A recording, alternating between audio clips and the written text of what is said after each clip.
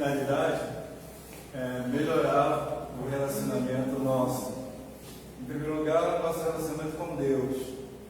Em segundo lugar, o relacionamento da gente com a gente mesmo. Isso é importante, né? Se ele não se relacionar bem com a gente mesmo, a gente não vai se relacionar bem com ninguém. Na verdade, você vai ser um terror na tua casa, você vai ser um terror para as pessoas se você não se relacionar bem com você mesmo. E tem o próprio mandamento maior de Jesus, que ele coloca: amarás o Senhor teu Deus de todo o teu coração, de toda a tua alma, de todo o teu entendimento. E o segundo, amarás o teu próximo como a ti mesmo. E percebeu isso? Você vai amar os outros como você se ama. Se você não se ama, se você não se gosta, você vai lidar com os outros assim, você não vai gostar de ninguém. Então, a gente vai buscar isso também. Nós vamos buscar também um relacionamento melhor com nossos parentes, com nossos familiares. Não adianta vir para a igreja cantar louvores a Jesus se eu sou um terror da minha casa, né? Se eu sou um marido que espanca a mulher, que trata mal os filhos. Vai ser tudo falsidade que se vive aqui, né? Então a gente vai procurar melhorar isso também em termos de família. E também nossos amigos, vamos tentar melhorar isso também. Com nossos amigos, vamos tentar um relacionamento com nossos vizinhos aqui. A gente não pode chegar aqui como, todo assim: eu estou protegido de vocês, eu não olho para vocês, eu não falo com vocês, porque eu sou santo. Não é assim que funciona, né? A gente precisa estar voltado também para a palavra de Deus, e voltando-se para a palavra de Deus, vivê-la completamente. Eu estou nessa primeira reflexão pensando sobre isso. A comunhão é um sintoma eficiente da saúde espiritual. A espiritualidade, ela pode adoecer? Quando eu falo de espiritualidade, eu estou falando da minha devoção para com Deus, da minha devoção para com a casa de Deus, da minha devoção para os perdidos. Isso pode adoecer? Pode. Eu conheço pessoas que adoeceram no meio do caminho. Gente que era, assim, bom da fé mesmo, mas tiveram algumas decepções, e com isso também, né, como foi dito aqui no momento de oração, Fabrício,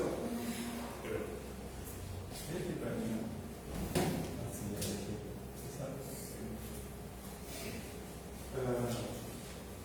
E a gente vai percebendo isso na nossa vida, né? Quem é que pode dizer que nunca teve algumas dores de cabeças espirituais? Bem, a gente está querendo melhorar a nossa saúde emocional. Por comunhão, então, tentando desenvolver isso em nós. Vamos caminhar agora estamos caminhando já, né? Até junho, final de junho, a gente vai estar desenvolvendo esse projeto.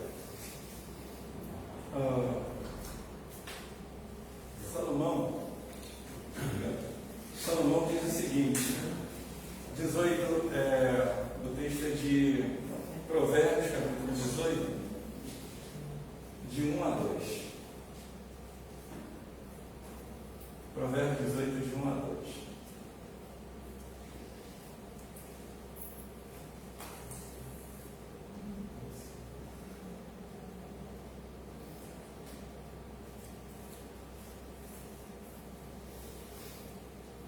O que diz ali? Vamos ler juntos? Busca satisfazer seu próprio desejo, aquele que se isola. Ele se insurge contra toda sabedoria. O tolo não tem prazer na sabedoria, mas só quem ensina investe aquilo que agrada o seu coração. É o que sábio Salomão diz: busca o seu próprio proveito aquele que se isola. Outra versão diz: busca o seu próprio proveito aquele que não se associa. Ele se rebela contra a verdadeira sabedoria. Ora, se a verdadeira sabedoria vem de Deus, então se isolar é rebelar-se contra Deus. E rebelar, rebelião, segundo a palavra de Deus, é como o pecado de feitiçaria. Você imagina isso? Então, o fato de eu estar me isolando, querendo viver sozinho, quem que nunca ouviu falar de pessoas que eu sou crente sozinho, só eu e Deus, eu não preciso de ninguém? Bem, Salomão diz, a palavra de Deus diz que isso está se rebelando contra a verdadeira sabedoria. Eu estava no seminário e eu ouvi um sermão de um pastor, professor já idoso, ele contando uma experiência que ele viveu lá nos Estados Unidos. Ele estudou lá, foi fazer mestrado, doutorado lá, e ele tinha um amigo que era diretor de um hospital de doentes mentais, um manicômio. Já tem um tempinho isso, né? Mas a experiência foi muito marcante que eu ouvi dele. Ele disse que esse amigo, que é diretor do hospital, do amigo dele, ele foi convidado para visitar esse manicômio, esse hospital. Aí no dia marcado estava lá o diretor, já lá na porta do hospital, e chegou o amigo dele, o visitante. Bem, aí ele foi apresentando, o diretor foi apresentando as enfermarias, refeitórios, o lugar onde aqueles que estão mais violentos ficam presos, e foi subindo, mostrando tudo isso. Aí chegou lá no quarto andar, aquele senhor idoso, o diretor do hospital, sentou-se à mesa dele, e esse visitante, olhando assim pela janela, viu um campo verde com árvores e muitos loucos andando para lá e para cá. Aí esse visitante falou assim: você não tem medo que esses lobos façam uma revolução aqui dentro, não? Aí aquele velho levantou: isso nunca vai acontecer. Mas como isso nunca vai acontecer? Eu vi que você tem poucas seguranças aqui. Tem muitas pessoas doentes mental e tem pouca segurança. Isso nunca vai acontecer. Sabe por quê? Porque os loucos não se unem. Os loucos não se unem. Eles têm os mesmos problemas. Tomam a mesma medicação, têm os mesmos sofrimentos, mas são incapazes de se unirem. Sabe por quê? São débeis mentais. São doentes mentais. E eu faço esse paralelo também em relação à vida espiritual também. Temos às vezes as mesmas preocupações, temos os mesmos objetivos. Estou falando apenas não só como igreja local ou outras igrejas, mas como cristandade, vamos dizer assim. Temos os mesmos objetivos, temos os mesmos tipos de problemas, mas muitas vezes somos incapazes de nos unir. Eu quero acreditar que essa capacidade de unir-se, de pessoas se unirem a outra, de estar em comunhão, buscar essa comunhão com a outra, relacionar-se com outras pessoas que têm propósitos semelhantes, seja um sintoma de boa saúde espiritual. É isso que Salomão está destacando. Ele está se rebelando contra Deus. Deus nos fez igreja de Cristo. Igreja é corpo. O apóstolo Paulo compara a igreja com um corpo, lembra disso? Como mão, como pé, como cabeça. Cabeça é Cristo, né? Como mão, pé, olhos, boca. Tudo isso tem que estar harmonizado com o objetivo comum. Bem, ele dá esse meio de diagnosticar onde está o problema. Eu sou tímido. Esse negócio de timidez na casa de Deus não existe, querido. Não existe.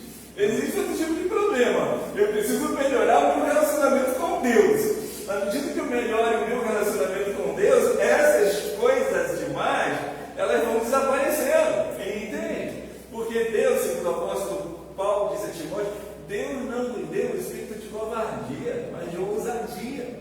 Então, à medida que o Espírito Santo de Deus vai tendo lugar na vida da gente, nós ficamos mais cheios da presença dele, meu irmão, eu vou meter as caras. Se vai dar certo, eu sei que Deus mandou fazer, eu vou fazer. Entende? Uma coisa tão importante, eu lembro uma coisa que aconteceu com o meu pai, já falecido, evidentemente quando ele estava com vida, né? Meu pai, ele gostava de ficar na porta.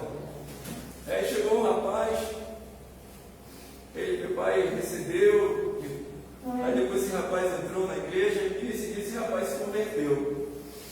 Aí na saída ele conversou com meu pai me contou essa história. Eu estava em férias naquela igreja e não estava na igreja. Aí ele falou assim: está vendo aquele rapaz? Me apresentou. Aquele rapaz entrou aqui e se converteu. Ele chegou no final do culto, ele falou assim para mim: moço, eu tinha muito desejo de vir a essa igreja, mas eu tinha medo. Mas quando eu cheguei ali na varanda, e o Senhor olhou para mim, o Senhor deu um sorriso de canto a canto, eu já fiquei bem. Quando eu cheguei perto do Senhor, o Senhor me deu um abraço tão apertado que me desmontou. Daí para lá, moço, tudo era bom para mim, tudo era bom. Veja você que um abraço sincero, cheio da graça de Jesus, pode abrir o coração da pessoa para Jesus. Eu creio que Deus quer usar muito bem a nossa saúde espiritual, para que essas pessoas não apenas tenham comunhão com a gente, mas tenham comunhão com Deus. A gente precisa observar esse detalhe. Bem, dado o problema, qual é a terapêutica, né? Qual é o meio que se tem para cuidar disso? O apóstolo, aliás, o salmista, o poeta, ele dá um remédio que é fabuloso. Aqui eu coloquei em vermelho para ver se dá para chegar. Dá para chegar? Eu só não sei 33. Isso aí dá para falar de cor, né? Pode ler comigo? Vamos lá? Suave é que os irmãos vivam em união. É como óleo precioso sobre a cabeça que desce sobre a barba de Arão, e que desce a orla das suas vestes, como o orvalho de Hermon, e pouco que desce sobre os montes de Sião, porque ali o Senhor ordena a bênção e a vida para sempre. Essa é uma pintura que ele faz, né? Ele verbaliza, mas é uma pintura, como orvalho, você imagina, né? É como um monte de Sião, é como orvalho que desce sobre, é como óleo que desce sobre a cabeça, sobre a barba. Não dá para imaginar tudo isso, à medida que ele está escrevendo isso. Esse óleo da unção, Arão é o sacerdote, lembra? Da linhagem de Arão vem o sacerdócio. O sacerdote, para ser ungido sacerdote, separado como sacerdote, o que foi feito? Coloca-se o óleo na cabeça dele. E esse óleo vai ter sido derramado, escorre sobre ele todo. O óleo ali representa a presença do Espírito Santo. Daí a ligação muito do óleo da unção. O que é o óleo da unção? É como o óleo da unção sobre cada um. É a presença do Espírito Santo. O caso vem bem mesmo. Esse homem, ele está a serviço de Deus porque ele está cheio do Espírito Santo, ele está ungido pelo Espírito Santo. E fazendo essa analogia com a união, está se reportando disso. O que vai possibilitar, o que vai poder fluir em nós, a capacidade de nos unirmos, é nada mais, nada menos do que a unção com o Espírito. Pessoas cheias do Espírito Santo, meu querido irmão, minha querida irmã, são pessoas que têm facilidade de se relacionar com pessoas. Não são aquelas pessoas que estão lá naquele altar, lá em cima, com o nariz empinado, eu estou cheio do Espírito. Não, são pessoas simples, que se relacionam com qualquer pessoa, com qualquer classe de pessoas. Não importa qual seja a pessoa, se seja cristã, se não seja cristã, se seja rico, se seja pobre. Mas se eu sou um servo de Deus e acho que sou cheio do Espírito, mas eu só olho para os ricos, que unção é essa? Isso não é de Deus.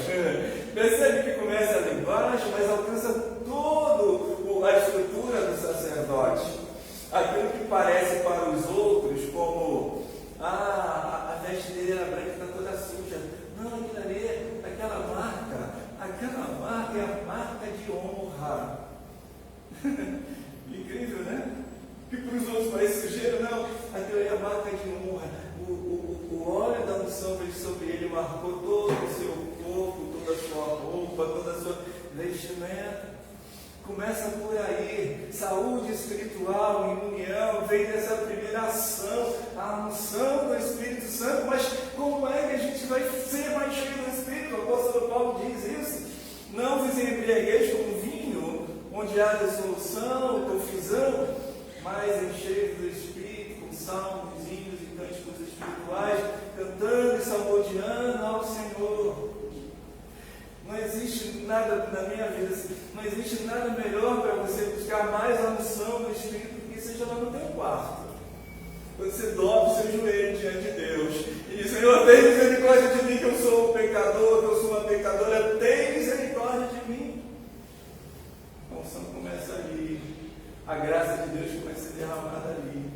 E em segundo lugar, quando eu estou reunido com o corpo de Cristo, com a igreja de Cristo, eu não sou meu sozinho, eu estou em comunhão com os demais irmãos também. Evangelho, não existe evangelho meu sozinho. O apóstolo Paulo diz: ore por mim, para que seja-me dada a palavra, que eu pregue como convém pregar. Eu sempre fiquei pensando, mas por que o apóstolo Paulo ele está pedindo para orar por ele? Não foi Deus que o separou? Não foi Deus que o ungiu lá através daquela igreja? Lembra lá em Antioquia? Os profetas, os intérpretes da Bíblia, tanto lá oraram por ele, os presbíteros. Ele foi cheio, o Espírito falou: vai agora. Mas ele está pedindo: não, olhe por mim. Será que não funcionou? Funciona. Mas só que assim como o nosso sangue precisa estar fluindo todo o nosso corpo o tempo todo, o Espírito Santo de Deus precisa estar o tempo todo fluindo na vida da igreja. A unção precisa estar. Por isso ele diz: irmãos, orem por mim. Orem por mim. Não existe ninguém, meus queridos irmãos, que não precise da oração. Não existe ninguém, meus amados irmãs e irmãs, que não precise dessa unção contínua do Espírito Santo. Ele desce nesse quadro, né? É como o óleo da unção sobre cada um de nós. Agora não é só o sacerdote que tem o Espírito Santo. Não é só o sacerdote, mas cada irmão tem a unção do Espírito Santo. Não é isso? No momento que você creu, diz a palavra de Deus, você foi selado com o Espírito da promessa, né?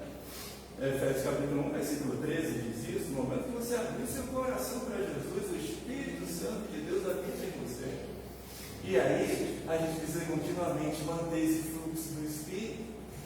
Em primeiro lugar que eu vejo, essa saúde espiritual será cada vez mais rica na gente quando a gente estiver mais cheio do Espírito Santo. Quando a igreja de Jesus for cheia, sobretudo do Espírito, aí vai ser fácil sorrir um para o outro, vai ser fácil chorar um com o outro, será fácil se alegrar com o outro irmão.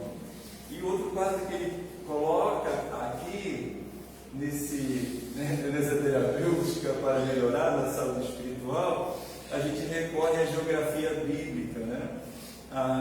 Ele fala, é como o orvalho que desce sobre o monte de Sião, né? Monte Hermon. O Monte Hermon, ali na Palestina, ele é o maior monte, é o mais alto, ele tem uma altitude de 2.184 metros de altitude. Bem, São Paulo, aqui, está a cerca de 700 metros acima do nível do mar, não é isso mesmo? Você imagina 2.184. É lá em cima. É muito lá em cima. É mais lá em cima ainda. Por essa altura toda que ele tem, consegue ter temperaturas mais baixas naquela região. E então, no inverno, aquilo ali está tudo coberto de neve. Se você entrar no YouTube, você vai ver um Monte Hermon, tudo coberto de neve, neve. E em volta deles, os montes mais baixinhos, tudo rasteiro, é tudo seco, tudo árido. Mas quando chega o verão, aquela neve derrete, e aí aquelas cachoeiras, aquela fonte d'água, e até o próprio o Rio Jordão vem de lá do Monte Hermon, lá é a fonte do Rio Jordão, vem tudo de lá. Aquela cachoeira, tem cachoeira de seca, de queda de 700 metros, imagina. Olha o orvalho que sai dessas cachoeiras todas. E esse orvalho em volta cria ambiente para crescer vegetação. Eu gosto disso, eu chamo de igrejas hermonitas, são aquelas que abençoam outras igrejas. Irmãos hermonitas, não estou procurando nenhuma denominação, não. Irmãos hermonitas são aqueles sempre dispostos para abençoar o outro irmão. Eu gosto de encontrar irmãos assim. Irmão que está sempre procurando emprego para o outro irmão. Eu conheço gente assim. Tem uma oportunidade que ele sabe que aquela pessoa tem uma especialidade que cabe naquele lugar. Esse irmão, tem vaga ali assim, eu posso até te apresentar. Rapaz, eu amo esse tipo de gente. Está sempre preocupado em abençoar pessoas. Eu creio assim, queridos, quando você busca mais o Senhor, você terá mais capacidade de abençoar outras pessoas. E ali a vida para sempre. Roga a Deus que sejamos essas igrejas, tipo hermonitas, de homens, mulheres, servos do Senhor, igrejas que estejam sempre preocupadas, não ser como um mar morto, né? Que só recebe. E não dá vida a ninguém, né? Roga a Deus que a nossa saúde espiritual seja tão grande, tão robustecida, que todas as pessoas que estiverem ao nosso lado sejam abençoadas. Isso é muito bom. E que o Senhor nos abençoe dessa forma. Igrejas unidas e igrejas que são abençoadoras, irmãos que abençoam, irmãos que têm facilidade de olhar um para o outro. Mônica estava preocupada com isso, né, mãe? Eu vi que vocês estavam no almoço, separados aqui agora. Vamos misturar essa gente, né? Vamos nos misturar para que a graça de Jesus possa transbordar em nós, através de nós, e alcançar outras vidas